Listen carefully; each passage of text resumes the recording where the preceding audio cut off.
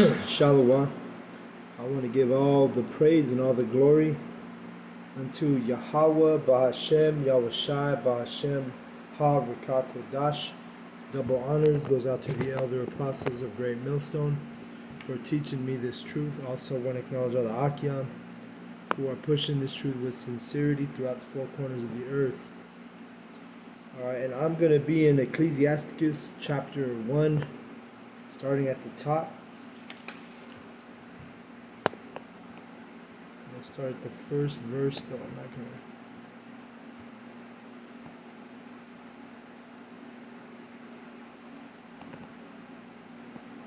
Salakia.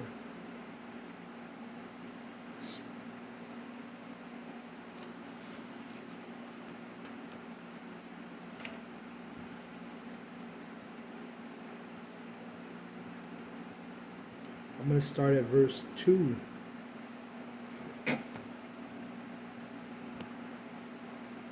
Well, actually, verse 1 is all wisdom cometh from Yahweh and is with him forever. Alright?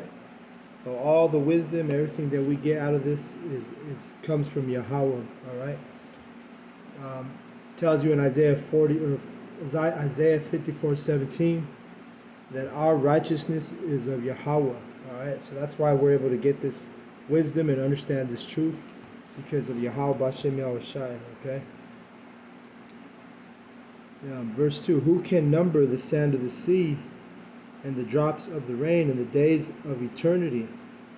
Who can find out the height of heaven and the breadth of the earth and the deep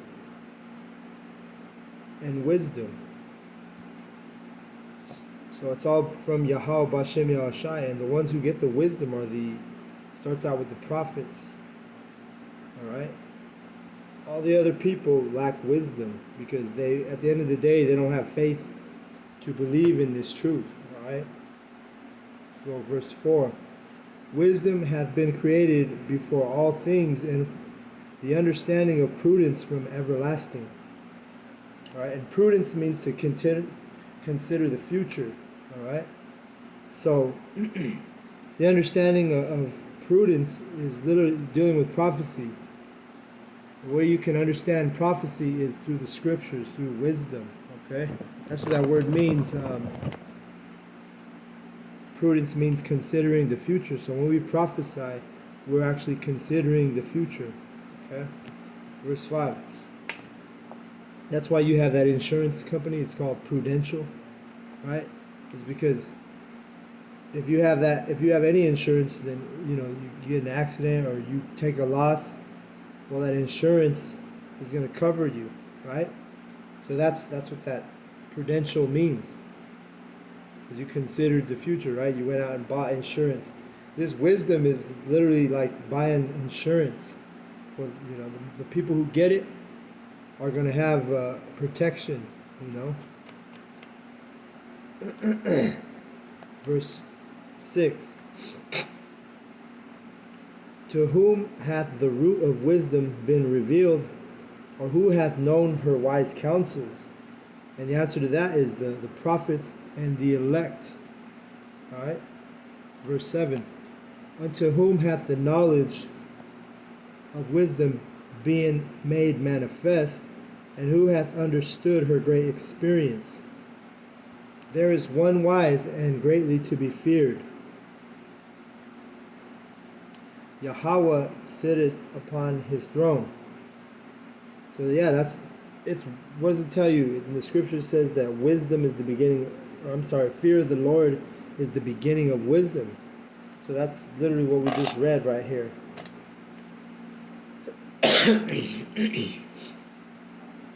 It says, there is one wise and greatly to be feared, and Yahweh sitting upon his throne. He created her and saw her and numbered her and poured her out upon all his works. I'm talking about wisdom. Remember, wisdom is always personified as a woman, and that's why in the Greek, wisdom is Sophia, right? Woman's name. Verse 10, she is with all flesh according to his gift. and he hath given her to them that love him. All right? So not everybody's going to get this wisdom. Not everybody's going to understand these scriptures. Only the elect, only the prophets can learn the song, you know. So that's that wisdom. It tells you that in Revelation 14:3.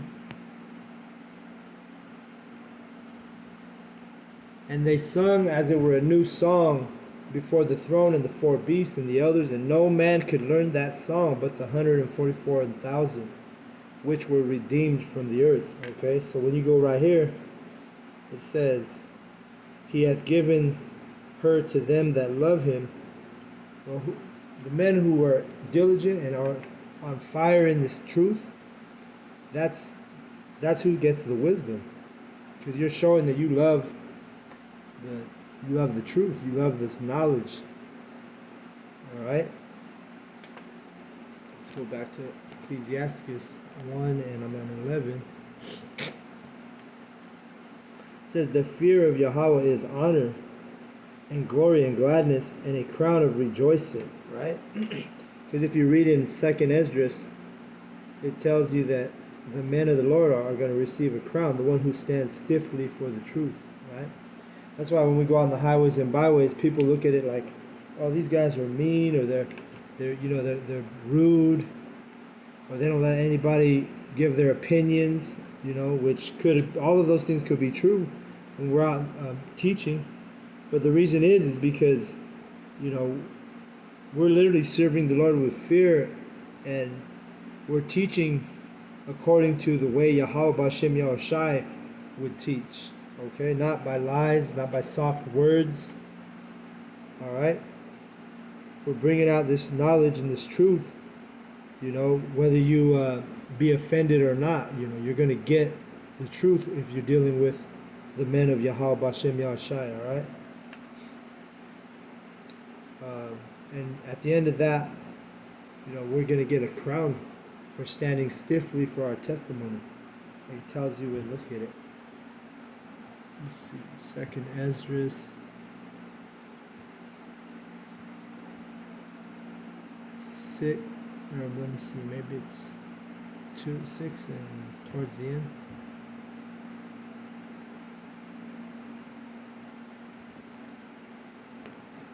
Now, you know what? Let me.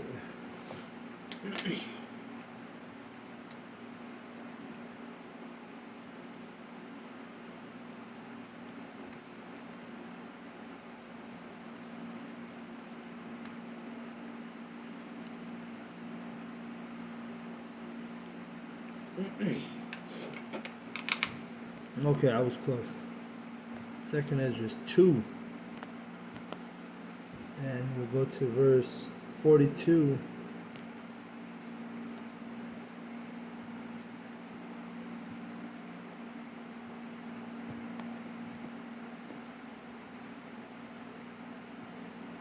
I'll start at 42. 2nd Esdras 2:42. It says, I, Esdras, saw upon the Mount Sion a great people whom I could not number, and they all praised Yahweh with songs. He's talking about the prophets, 144,000. And in the midst of them there was a young man of a high stature, taller than all the rest, and upon every one of their heads he set crowns, and was more exalted, which I marveled at greatly. This is basically like when you played sports as a kid, or as a teenager or high school. Remember, at the end of the season you would get your rewards and your awards. That's just what this is. It's like a ceremony. You get your award, you get your crown. And the man taller is Yahweh Shai, and he's putting crowns on the elect. That's the vision that Ezra saw, right? And he marveled at it. It's like a banquet. The banquet, you get all the awards and all the accolades. Well, that's what this is. This is our banquet we're reading about. The men of the Lord, Lord willing, I'm in that number. We're going to get crowns upon our head. It says 44, verse 44. So I asked the angel and said, Sir, what are these? He answered and said unto me, These be they that have put off the mortal clothing, and put on the immortal, and have confessed the name of Yahweh, now are they crowned and receive palms. All right? So what that means is we got the victory. Because during the times of the Greeks, when they started doing the Olympics, the winners would hold those palms, and that's a symbolic for victory. All right? It says, so he answered, well, let me read that again. Then said I unto the angel, what young person is that crowneth them and giveth them palms in their hands? And that young person is Yahushai. All right? And then 47, so he answered and said unto me, it is the Son of Yahweh whom they have confessed in the world. Then began I greatly to commend them that stood so stiffly for the name of Yahweh. All right? So there it is. The men who stand stiffly for this truth, there's a reason why we're harsh out there on the streets. There's a reason why we're immovable. We're steadfast, right? Unwavering when it comes to this truth and this knowledge. Every brother in the camp, hey, we know it's not about our opinion, it's about what the book says. And because we're diligent in studying, now we're able to, defend the gospel according to what's written. And yes, we're going to stand stiffly for this truth. Go back to Ecclesiastes 1, and I'm at verse 13. It says, whoso feareth Yahweh, it shall go well with him at the last, and he shall find favor in the day of his death. Okay? So, that right there it says, he whoso feareth Yahweh shall go well with him at the last. Meaning, at the last end, which the last end is this nuclear World War III that's, Lord's will is about to, be popping off sooner than later. But it's going to go well for the men of the Lord. It's going to go well for the elect. All right? We're not going to have to worry about being destroyed in nuclear fire. It says, and he shall find favor in the day of his death. To fear Yahweh is the beginning of wisdom, and it was created with the faithful in the womb. See? So the faithful are the who? The prophets. How do we know that? Let's go to Jeremiah 1 and 5. It says, before I formed thee in the belly, I knew thee, and before thou camest forth out of the womb, I sanctified thee, and I ordained thee a prophet unto the nations. See? So we just read it. To fear Yahweh is the beginning of wisdom, and it was created with the faithful in the womb. All right? So that shows you that the faithful are those prophets, because Jeremiah was a prophet. He said, Yahweh told him, before you came out the womb, I ordained you a prophet. Before you did any good or evil, I ordained you a prophet. I sanctified you, right? And a prophet unto the nations. Because we're prophets to all the nations. We go out there and we prophesy to every single nation, right? Repentance is only for our people, the Israelites, but, we still prophesy to all the other nations. Even though it's not a good message for them, we still go out there. All right? And we prophesy unto all nations. And it's because Yahweh put us in this spirit. He ordained us and sanctified us when we were in the womb. All right? Let me go back to Ecclesiastes 1, and I'm at 15 now. It says, she hath built an everlasting foundation with men, and she shall continue with their seed. All right?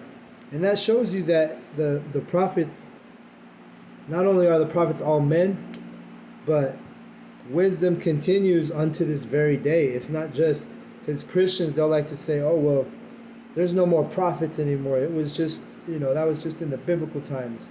The prophets are, they don't teach you in the Christian church that there are prophets in the last days. All right? But through the Holy Spirit, we know that, hey, the regeneration. If you were a prophet of old, you'll be a prophet in the last days. All right? And I like to bring this verse out to further prove that. All right, is Wisdom of Solomon 2:27. No, wait. Ecclesiasticus 2:27, maybe. Let me see. No. Salakia.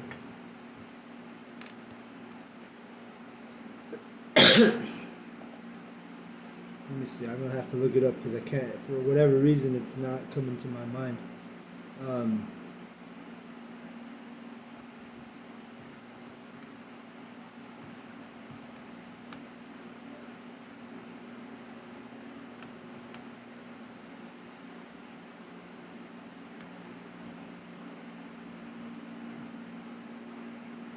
let's see. Oh yeah, Wisdom of Solomon 7:27. I should have known that. Let's see. Wisdom of Solomon 7:27. It says, it's talking about wisdom. And being but one, she can do all things, and remaining in herself, she maketh all things new. So she's making us new. Wisdom is making us new, right? Because now we can say we're prophets because we have wisdom. And why do we have wisdom? Because we're diligent, because the Spirit's working with you. If you're a man of the Lord, the Spirit works with you, and you're able to break down the parables, and you're able to understand them, all right? And you're able to become a friend of Yahweh and a prophet. Let's keep reading. She maketh all things new, and in all ages, entering into holy souls, she maketh them friends of Yahweh and prophets. Okay? So let's go back to Ecclesiasticus 1:15. I'm going to read it again. She hath built an everlasting foundation with men, and she shall continue with their seed. See? So it's an everlasting foundation. And it's with men. All right? You're not going to have a woman who can prophesy and do the work like we do. All right? It's not permitted according to the scriptures. All right? A woman needs to stay at home and learn from her husband. It tells you in the scripture. All right?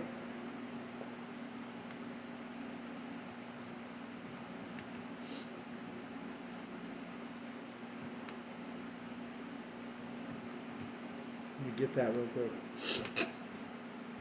Because women can't go out on the street and prophesy. All right? It's not biblical for women to do this work. Okay? The men are the prophets. See, this is talking about women right here. It says, and if they will learn anything, let them ask their husbands at home, for it is a shame for women to speak in the church. Right? So that's why the women, they can't speak in the church. What's the church? The church is the men who are out there teaching. All right? So a woman can't come up and say, hey, I want to do this, or let me read.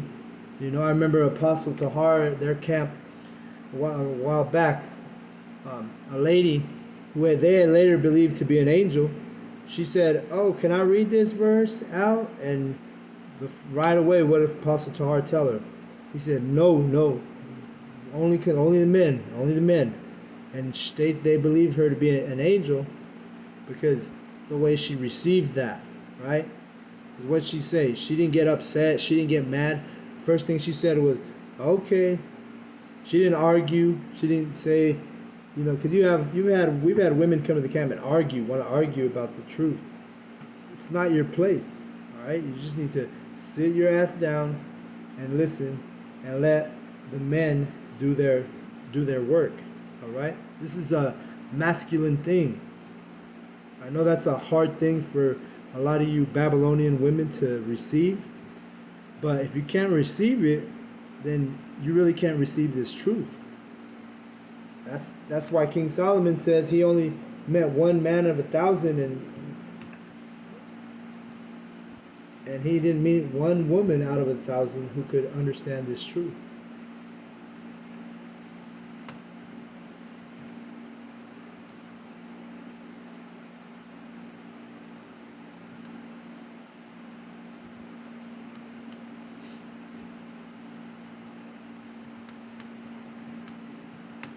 Find that. All right, Ecclesiastes 7:28. There's a lot of men that can't get this truth, right? The wicked, 2/3. You know, they can't get this truth, whether they be men or women. So how would a woman be able to get this truth. Not even all the men can get it, all right? He's dealing with only the prophets. The 144,000, we read it, says they learned the song. Only that 144,000 could learn the song. Yes, the elect are going to listen and believe, but only the prophets are going to get the true, learn the whole song, if you will. All right. So, this is what King Solomon said in Ecclesiastes 7:28. He says, well, let's find it. 27. We'll say, behold, this have I found, saith the preacher, counting one by one to find out the account, which yet my soul seeketh, but I find not. All right. He says, one man among 1,000 have I found, but a woman among all those have I not found. All right. It says, lo, this only have I found, that Yahweh hath made man upright, but they have sought out many inventions. All right. So just going in on the women, the point was, he hasn't found one woman among 1,000. He didn't find one woman, and Solomon dealt with 1,000 women that were 700 wives and 300 concubines. So the women he dealt with, he couldn't. None of them could receive this truth. None of them could receive this knowledge. All right, and us being babes in this truth, now that we're in this truth and having this knowledge and learning, and we're growing in the spirit. Well, it's easy for us to see what Solomon was talking about. We have our women, and you really just want to limit the things you teach them. But if they want to ask, yeah, they can ask, and you can teach them things. But just know there's going to be a vexation of spirit, because the women get offended. Especially, you got to understand, these women are being brought up in captivity here in Babylon, America. And the so-called white man, Esau Edom, has given them a certain mindset, right? He's basically exalted the woman here in Babylon, America. That's why they got this false sense of pride, false sense of security, because they're very, very arrogant, haughty women. Really? And haughty means prideful. And why is that? Because the social media, the nature of this society here in Babylon, it exalts the woman. Everybody kisses women's ass, man. You have all these simps out here who kiss women's ass, And that's exactly what they are. They're simps, all right? But at the end of the day, the women, they're according to the scriptures, all they are is a possession to your man, And a woman with a Babylonian mindset will say, being a possession, that's an offense to them, right? But if a woman of Yahweh Bashem Yoshai is going to be okay with being a possession of a man, all right?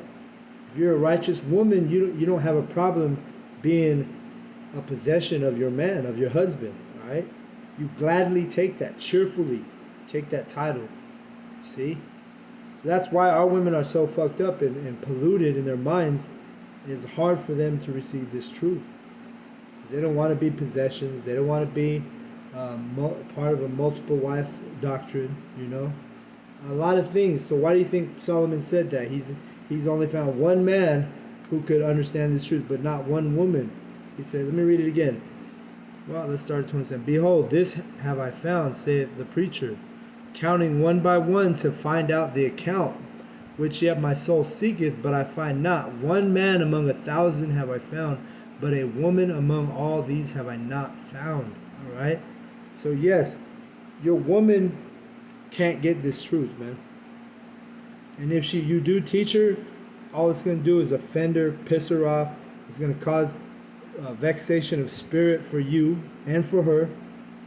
So, brothers, just be wise in how you deal with your woman when it comes to this truth, And personally speaking, I would just, really keep it away from them. But unless they ask questions, you can answer their questions. But let's go back to Ecclesiasticus.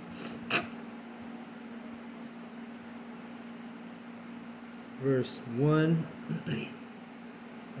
Chapter 1 and 16.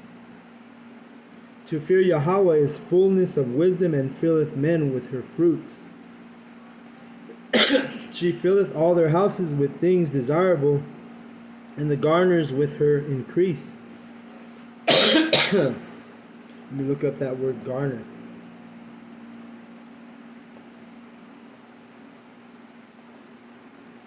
It says to gather or collect. All right, so that's what garner means. Okay, so let's read it again. She filled all their houses with desirable, and the garners with her increase. All right, so we collect wisdom while we're studying this Bible, man. Getting into these scriptures, we're collecting wisdom, and our wisdom is increasing. All right. Salakia, I need a new pen. Bear with me. These pens are not working. So let me get this new pen.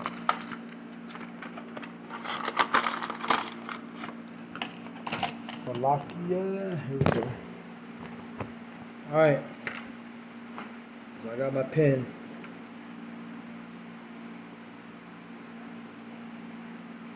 Verse 18. The fear of Yahweh is a crown of wisdom, making peace and perfect health to flourish, both which are the gifts of Yahweh, and enlargeth their rejoicing that love him. See? So we get a great reward, man. Not only do we get those crowns, but it brings us our health. Yahweh will preserve you, man. If you're really doing the work. If he's ordained you a prophet from the womb, you men who out here teaching, this truth is going to preserve you, man. Your health, your mental capacity, your spirituality, your wisdom. And you're going to rejoice. The ones who love this truth, who love this knowledge, are going to rejoice, like it says there. All right? Changes you, man. It's sometimes it's a hard pill to swallow. You're going to deal with the suffering. You're going to deal with the separation, because this truth separates you from people. You're going to deal with all that, right? Remember what John said, sweet in the mouth and bitter in the belly. You're going to deal with all that. But at the end of the day, brothers, it's all worth it, man. Because the treasures that Yahweh B'Shem Yahushua has stored up for us in the kingdom, man, we can't even fathom them, So, hey, that's why the true men, we're going to keep pushing. We're going to stay fervent. We're going to stay hot. And we're going to just keep on grinding, man. Just like that great millstone does. The great millstone is used for grinding, That's what we do. That's what GMS is known for, grinding, doing the work. There's no other camps or no other banner of Hebrew Israelites that puts out more videos and more camps than the banner of GMS, all right? That's how we know through the Spirit. Our banner GMS, starting out with our elders, holds this truth. All right? Verse 19. Wisdom raineth down skill and knowledge of understanding, and exalted them to honor that hold her fast. See? And we were going in on this at camp yesterday. But this wisdom, it makes you better. If you're an elect, if you're a prophet, you're better than this heathen around you. You're better than the 2/3 around you, which are also heathen,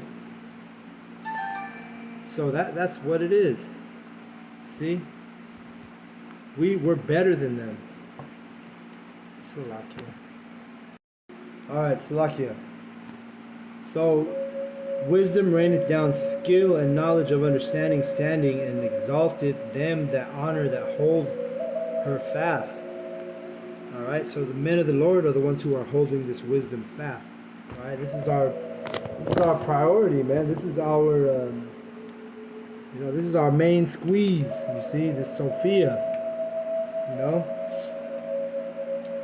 So and because of this, we're exalted in the eyes of Yahweh B'Shem Yahushai. Alright? People could take it as arrogant and cocky, but really what it is it's just it's more confidence and truth than arrogance and cockiness. Okay? We always tell you it's better to be humble in this truth than to raise, to become cocky or arrogant. No, that's just because we say that we're exalted. It's just confidence. It's truth. All right. It's not trying to pat myself on the back and saying that I'm better just just to make myself look good. No, it's I'm better because I'm doing this work. And guess what? In the day of wrath, the day of destruction, Lord will, if I'm in that number, then guess what? You're going to know I'm better too. You're going to know all the prophets are better than you. You're going to know the elect is better than you. All right? The elect is better than the 2/3. We're exalted. But like I said, it always starts out with the prophets. Verse 20, the root of wisdom is to fear Yahweh, and the branches thereof are long life. The fear of Yahweh driveth away sins, and where it is present, it turneth away wrath. Okay?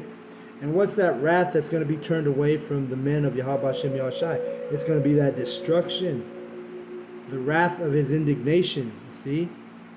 It's going to be turned away for the men of the Lord, the ones who are holding on to this truth fast, like we just read. The fear of Yahweh driveth away sins. So we fear Yahweh, man. We have the spirit where we're like, man, if I go miss camp because I want to go to a Broncos game, or I miss camp because I want to just hang out with my woman all day, that would be a shameful thing. And we got a spirit to where we're like, oh no, we fear Yahweh. I'm going to camp. I'd rather, go to camp and be safe than piss Yahweh Hashem Yahushai off because I wanted to do something else that's not a priority when it comes to this truth. See?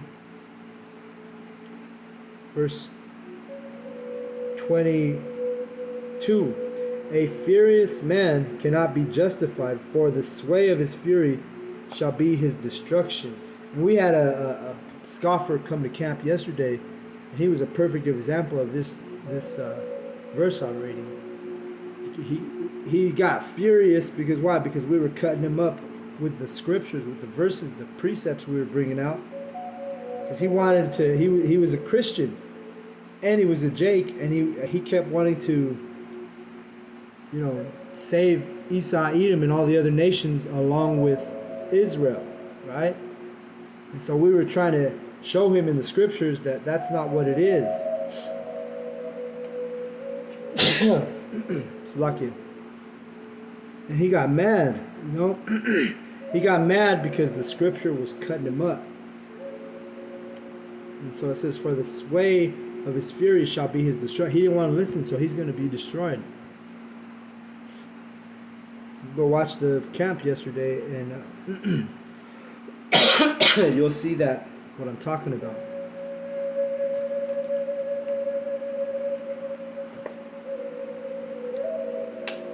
Okay, verse 23. A patient man will bear for a time, and afterward joy shall spring up unto him. So, yeah, we suffered. Yeah, we got to deal with scoffers. Yeah, we got to deal with, sometimes the people around you start to despise you, because when you get in the spirit of Yahweh Hashem Yahushai, the earth really despises you, man. And the way you can tell if your woman is in this world or in this truth, because a lot of the women will say they're in the truth, but the way you can tell is how she reacts to this knowledge, to this truth. And I can tell you from experience that it's not going to be the response you would hope for. All right? That's why you got to be patient for a patient man will tarry for a time, and afterwards joy shall spring up unto him. That's why in the very next chapter it says, it's one of my favorite verses, it says, whatsoever is brought upon thee, take cheerfully, and be patient when thou art changed to a low estate. For gold is tried in the fire, and acceptable men, right? Acceptable men, again it says men, acceptable men in the furnace of adversity. All right? So this is a metaphor. The adversity we go through, all the things we have to endure because we're standing stiff for this truth, for this knowledge. You know, we're supposed to just be patient, man. It says when you're brought to a low estate, and the Lord is showing me things, because He brought me to a low estate, and I'm learning patience right now, right? Whether and me specifically, I'm driving a hoopty right now. I had to kind of make an emergency purchase because my car broke down, right? So in a short time, I lost my car. Had to get a new one, and shortly thereafter, my woman, we basically I lost her because this truth basically separated us because she was offended at this truth at the end of the day. No other way to put it. So I looked at this verse, whatsoever is brought upon thee, take cheerfully. And I had to change my mindset, right? I couldn't have that woe is me spirit. I couldn't sit there and, become depressed or let myself get down and out. No, I changed my mindset. Take it upon cheerfully. Be patient when thou art changed to a low estate. Because, this is just the beginning of things that, we're going to lose for this truth. We could even lose our lives for this truth. See?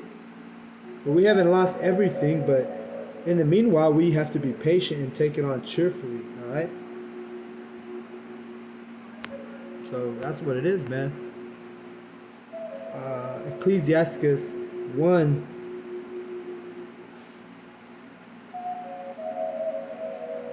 And 24.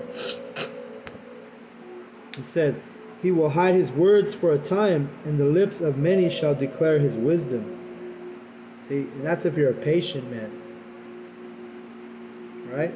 The parables of knowledge are in the treasures of wisdom, but godliness is an abomination to a sinner. So, hey, it's a godly thing to have multiple women, because this is the way Yahweh Shem Yahshai had set it up all throughout the beginning. But see, now you got to understand, you've been brought up in slavery, in captivity. You've been brought up in the ways of the heathen. So the women have a heathen mindset, even the men. And these women and these men that are heathen mindset, with the heathen mindset, they can't understand the parables. Right? It says the parables of knowledge are in the treasures of wisdom, but godliness is an abomination to a sinner. So when we go out there and we read the scriptures as it is written and we teach, the ones who get offended, well, hey, all we gotta say is this person is ungodly. And Solomon, he said he didn't find one woman out of the 1,000 that he dealt with. So what does that tell you? You see? Your woman, man, she's more than likely she's ungodly, man. She's got that American woman mindset, where she wants to be catered to. She wants you to kiss her ass. She wants to use you as her punching bag when she gets home from work. Because really, women ain't supposed to work. In the kingdom, the women aren't gonna work. Our women won't be at work. You know what I mean? Where they're exposed to, all kinds of wicked shit, men hitting on them, heathen men that don't care about the laws of Yahweh Shem Yahshai, and now your woman's put in that fire, anything could happen with that environment. That our women won't need to be working when we're in the kingdom. You don't have to worry about Esau or Jake hitting on your woman, man, trying to steal her heart, you see. But here, you do got to worry about that because Jake, what's the word Jacob mean? It means supplanter. Jake's a supplanter, man. And Esau's just wicked and nasty with no filter, It's not a, that's why this place is so fucking corrupt, man. Your woman is not supposed to be working among these heathen men or women. Because even the women, the women will put thoughts in your woman's head. Verse 27. For the fear of Yahweh is wisdom and instruction, and faith and meekness are his delight. All right, so the fear of Yahweh is wisdom and instruction. That's what we do. We're coming out here, we're teaching the scriptures, we're moving according to fear. We fear Yahweh. We're afraid to be destroyed. We're afraid to not have salvation. We're afraid to not be part of the elect. All right? So faith and meekness are his delight. Meekness means you're going to be submissive to this truth. Just the way your woman, she's supposed to be submissive to her husband, which a lot of these women are not submissive, man. They'll say, oh, I'm willing to be submissive with the right man. Well, to an extent, you might have a submissive woman, but if you say something to her or teach her something that she's not in agreement with, it's going to be, you're going to see whether she's meek or not. Verse 28. Distrust not the fear of Yahweh when thou art poor, and come not unto him with a double heart, meaning a double mind. Don't be double-minded in this truth. Because what does it say about a double-minded man in this truth? Let's get it. James.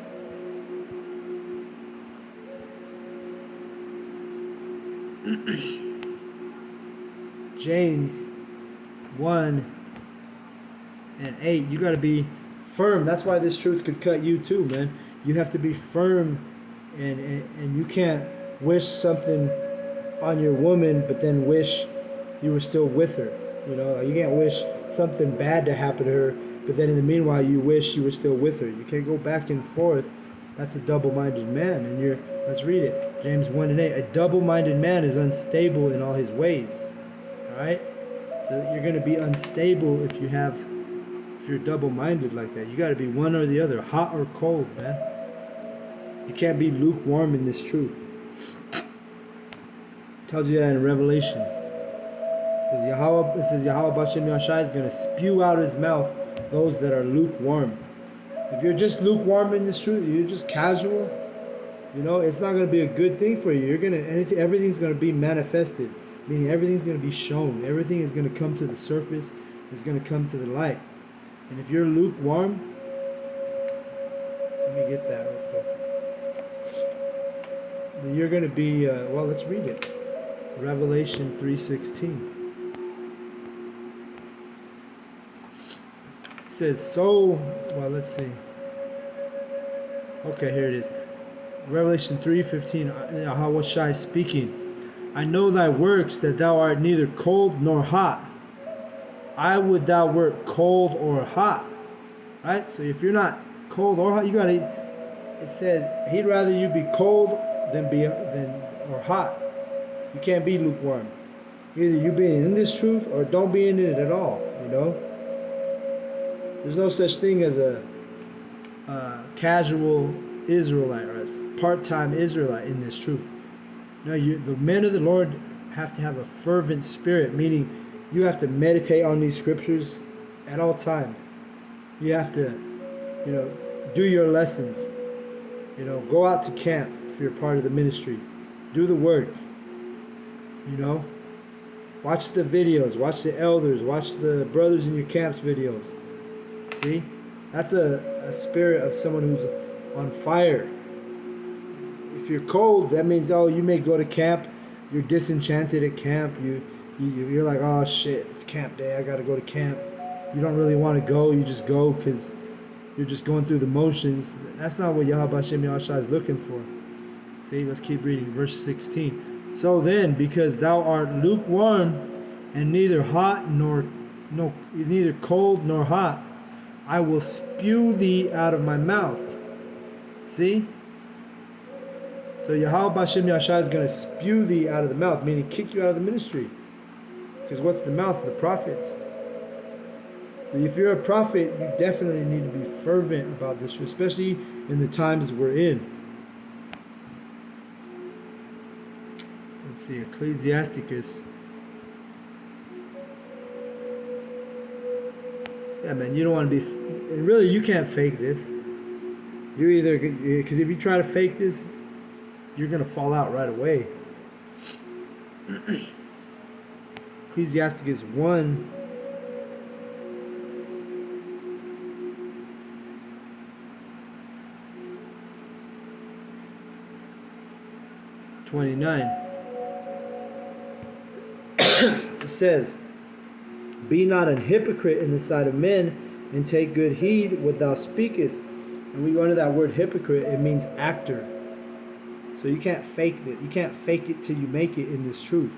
No, because Yahweh Bashem Yahshai will spew you out of the mouth, meaning take you out from that number, take you out. You want, he's gonna be like, okay, you thought you were a prophet, but now guess what? I'm gonna put a spirit of slackness on you.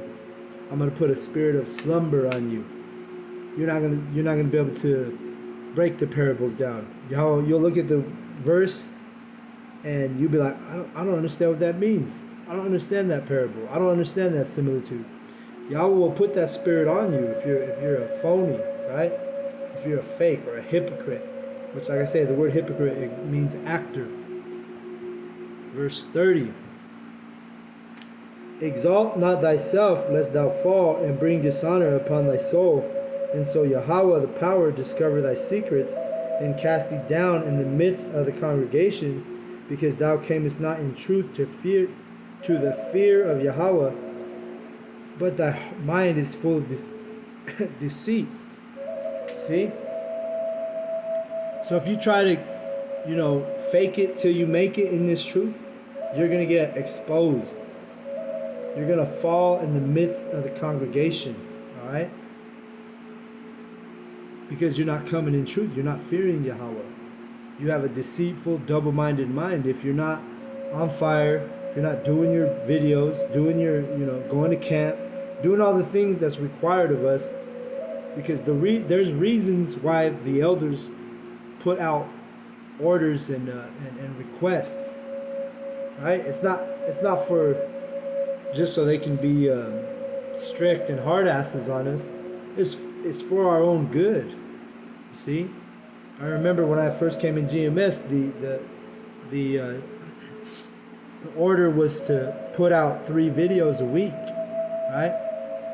And then it changed later on. Elder Apostle Tahar said, all right, I need you to do 1 video every day. 7 videos a week. And guess what? I don't know,